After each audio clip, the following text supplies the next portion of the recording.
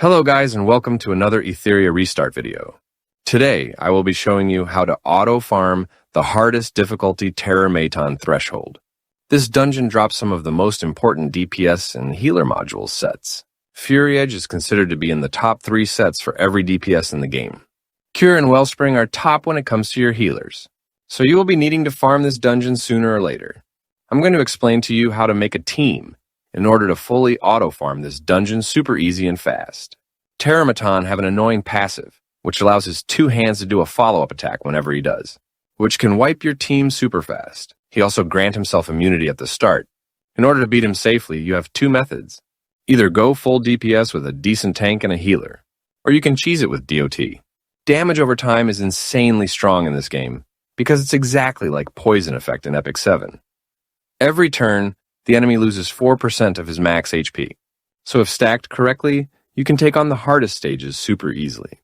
The most important thing, though, is to have a stripper to remove immunity from the boss. That way you can stack your DOT on him fast. Another important thing is you can't use any blue element animus, because the enemies will deal 200% extra damage to them. Now let me show and explain to you the animus I'm using. After that, I will show you 2 different setups to auto-farm the Inferno difficulty. First, and for our main DPS, I will be using Fangus. He is an SR tier animus who can spam damage over time super fast. His S3 attacks all enemies and inflict DOT and speed down. The best part about his kit is the S2 passive, that allow him to have a chance to do a follow-up attack every time an ally attacks. When he follow up with his S1, he also have a chance to inflict DOT. So if you build Fangus correctly with the right setup, you can take on the hardest bosses in PvE. For his build, all you need is speed and effect accuracy. For his shell effect, I like to use Codex of Magic. That way you can S3 twice without cooldown. Next we have Heinrich, and I'm only using him because he can strip enemies buffs whenever he attacks. His S3 also can inflict block, which will stop enemies from receiving buffs. Heinrich is a solid DPS and debuffer as well. When building him for this dungeon, just make sure he is faster than Fangus, because you need Heinrich to strip the immunity first, before Fangus inflict his DOT. For his build, I recommend going full speed with decent effect accuracy unlike mine. My Heinrich is built with damage for other content, but for this dungeon, you must have some effect accuracy so that his strip and debuffs lands. For his shell effect, you can use whatever you want, but I went for White Fang because it has both Swift Raid and Swift Rush set bonus, which will allow me to stack more speed much easier on him. For our third spot, I'm using Sania, the SR healer. She can sustain your team and also cleanse debuffs, thanks to her passive. She can also revive a dead ally with her S3. For her build, I recommend going full speed, with decent effect resistance and as much HP as possible. For her shell effect, I like to use Supernova, because it can produce more healing for allies. Next, I'm using Helkid as my main protector, because his shield can allow your allies to take multiple hits, and grant them immunity as well. You can replace him with any other damage reduction or healer like Chalky. The main key here is to survive enough to stack DOT or DPS the boss until he reaches 0 HP. For Helkid build, you can go full speed with as much attack as possible, because his shield scales with it. You can give him some effect accuracy if you want for his S2 attack decrease, because it'll allow you to survive the boss nukes. For his shell effect, I use Law of Silence because it gives him stealth and attack increase. You can use any other effect you like, as long as you have the right sets. For our last spot, I'm using Beyontine because of her massive buffs. But in the DOT setup, she can be replaced by any speed or turn meter buffer. Since Fangus will not benefit from her crit damage buffs anyway, you can use someone like Lily as well. For the build, go as fast as possible with decent bulk. For the shell effect, you can use Codex of Magic or any other effect you like as well. Now let me show you 2 teams that I use to fully auto-farm the hardest difficulty. Please enjoy the rest of the video and don't forget to leave a like.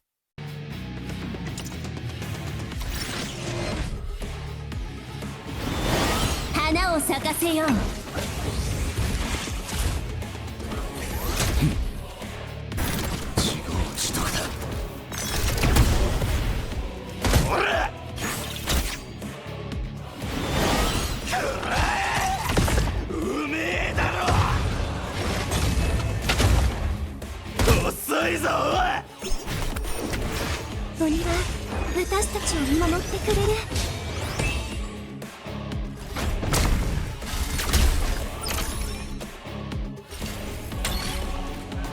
さあ進もうじゃないか。二人とも逃がさん。一味食われてやろうか。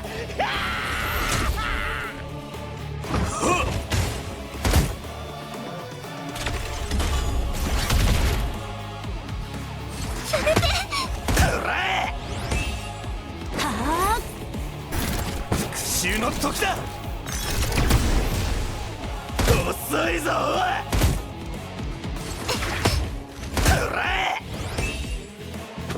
遅い。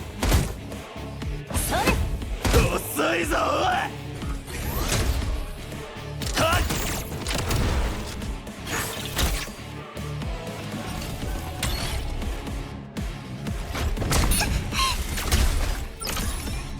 心配しないで、私が守りますから。砕けろ。それ。遅いぞお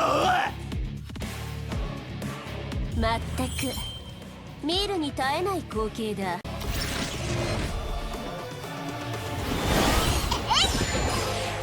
鉄幕の意向のもとで安らぐがよい。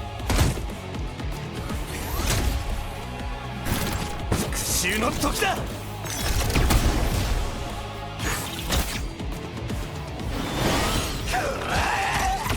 うめえだろ。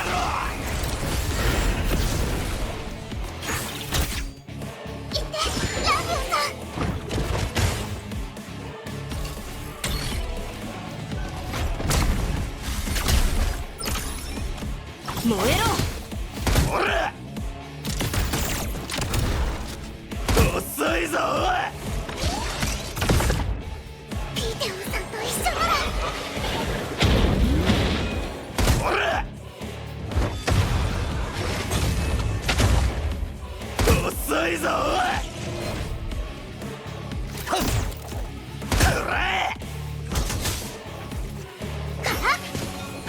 い。遅い。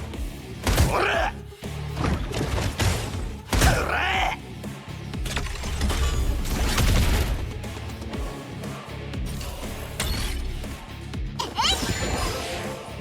砕けろ。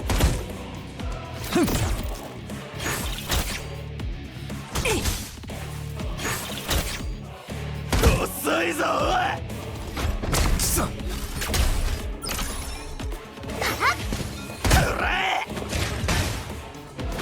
遅い。自業自得だ。遅いぞおい。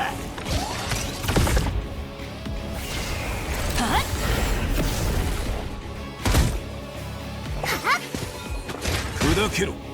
万全を期すとしよう。俺は耐えられまい。